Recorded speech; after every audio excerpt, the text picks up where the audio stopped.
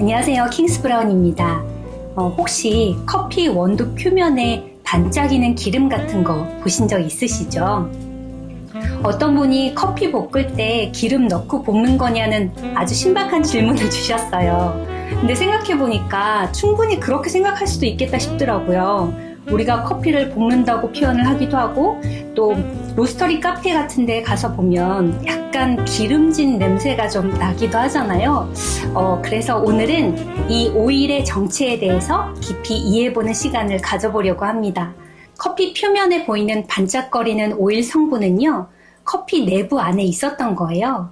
이 오일들은 생두 상태에서는 원두 내부 깊숙이 숨어 있다가 로스팅을 하면 열을 받으면서 원두의 세포벽이 약해지고 깨지고 안쪽에 있던 오일 성분이 바깥쪽으로 밀려 나오기 시작하는데요.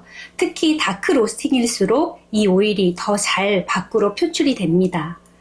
그런데 오일이 있으면 오래된 원두다? 꼭 그렇진 않아요.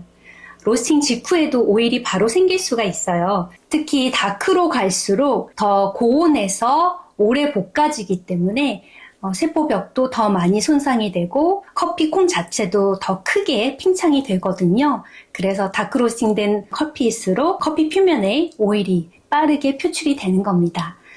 이 오일이 시간이 지나면서 공기랑 접촉하고 산화되어서 향미가 손실되는 거예요. 그렇다면 어떤 원두에서 오일이 더 잘 보이고 덜 보이는지 크게 두 가지 조건에 따라서 달라질 수 있는데요. 뉴크롭, 갓 수확한 생두는 수분 함량이 풍부하고 조직이 단단해요. 로스팅을 해도 내부 오일이 쉽게 나오지 않고 천천히 표면에 나타나게 됩니다. 반면에 올드크롭은 저장 기간이 긴 생두로 수분이 빠지고 구조가 약해진 상태예요. 이 상태에서 열을 가하면 내부 오일이 빠르게 이동해서 밖으로 표면에 드러납니다. 그래서 같은 조건으로 로스팅을 해도 더 기름진 표현을 볼 수 있어요. 그 다음은 로스팅 기계의 방식입니다. 이건 정말 중요한 포인트인데요. 열풍식 로스팅, 다른 말로 대류식 로스팅이라고도 하는데 뜨거운 공기로 원두를 공중에 띄워서 고르게 볶는 방식입니다. 예를 들면 우리 에어프라이어 생각하면 되는데요. 뜨거운 열이 있는 바람을 넣어주잖아요. 그렇게 해서 원두를 익히고 로스팅을 하는 방식이고요. 이 방식은 열을 부드럽게 내부에서부터 천천히 침투하기 때문에 오일이 바깥 표면으로 올라오는데 시간이 조금 더 걸립니다. 그래서 광택이 덜하고요. 드라이한 표면을 보이는 경우가 많아요. 두 번째는 전도열식 로스팅인데요. 드럼식 로스팅이라고도 해요. 회전 드럼 내부의 벽면이 뜨거워지고 그 벽에 원두가 닿으면서 직접 열을 받는 방식이에요. 이거는 우리 흔히 이제 주방에서 쓰는 프라이팬을 생각하시면 되는데요. 열이 표면에 빠르게 전달이 돼서 원두 표면이 먼저 고온에 노출되고 그 열이 생두의 내부 안으로 침투하는 방식입니다. 이 과정에서 오일이 빠르게 표면으로 밀려 나오게 되는데요. 그래서 같은 로스팅 레벨이라도 전도열식 로스팅 방식이 표면이 더 반들반들하게 기름이 빨리 표출이 될 수 있습니다. 그래서 로스팅 방식에 따라서 오일의 표출도 차이가 생기고 거기에 따른 결과물의 커피 맛도 달라지기 때문에 내가 어떤 맛을 표현하고자 하는지 목적에 따라서 로스팅 방식이 달라질 수 있습니다. 자, 그럼 한 가지 중요한 질문을 드릴게요. 원두에 오일이 많으면 커피 맛에도 영향이 있을까요? 네, 당연히 있습니다. 커피 원두의 오일은요, 우리가 흔히 생각하는 단순한 기름은 아니에요.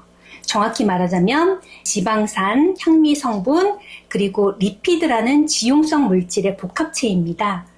리피드 물질은 세포막을 구성하는 주요 성분 중에 하나고요. 세포 기능을 유지하는 데 필수적인 성분입니다. 이 오일 안에는 수백 가지의 화합물과 풍미를 결정짓는 성분들이 함께 녹아 있어요. 특히 커피가 가진 휘발성 아로마라고 불리는 이 성분들은 우리가 커피에서 느끼는 초콜릿 향, 견과류 향, 스모키한 향미의 핵심입니다. 즉 오일은 단순한 기름이 아니라 맛과 향을 실어 나르는 풍미의 운반체라고 볼 수 있어요. 그러면 오일이 많을수록 바디감이 풍부해진다? 네. 오일이 많이 표출된 원두는요, 입에 닿는 질감이 묵직하고 혀를 감싸는 바디감이 강해져요. 그래서 이런 커피가 우리가 흔히 말하는 진한 커피, 중후한 맛에 가깝습니다.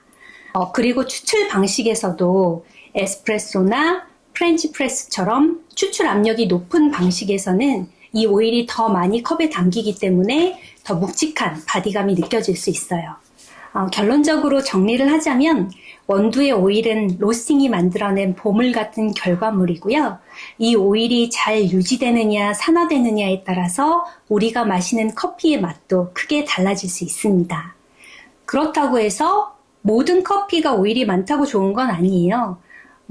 취향에 따라서는 클린컵, 즉 깔끔한 뒷맛이나 밝고 섬세한 산미, 과일향 중심의 커피를 즐기신다면 라이트나 미디엄 로스트 원두를 추천드려요.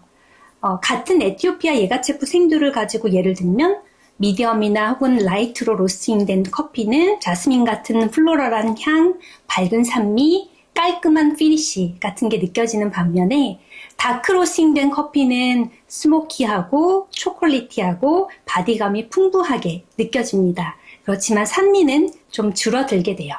그리고 눈으로 봤을 때도 미디엄이나 라이트하게 볶은 커피는 매트하고 좀 건조해 보이고요. 다크하게 볶은 커피는 표면이 반들반들하고 오일이 반짝거리게 보입니다. 이런 차이를 직접 시향하고 시음하면서 느껴보시면 커피를 좀 더 깊이 이해하고 즐기실 수 있을 거예요. 그리고 게이샤나 에티오피아 내추럴 같은 싱글 오리진 커피의 섬세함을 살리기 위해서는 아무래도 드럼식보다는 대류를 이용한 열풍식으로 라이트하게 로스팅하면 오일리함을 빼고 클린하면서 밝고 화사한 산미가 느껴지는 커피가 가진 본연의 맛을 느낄 수가 있겠죠? 예전에는 대부분 고소하고 초콜릿티한 묵직한 맛을 선호하는 경향이 많아서 전도열을 이용한 드럼식 로스터리기를 많이 사용했다면 요즘에는 산미가 있고 좀 라이트하게 로스팅된 스페셜티 커피를 찾는 분들이 많아지면서 대류식 로스터기 사용이 점점 많아지는 추세라고 합니다.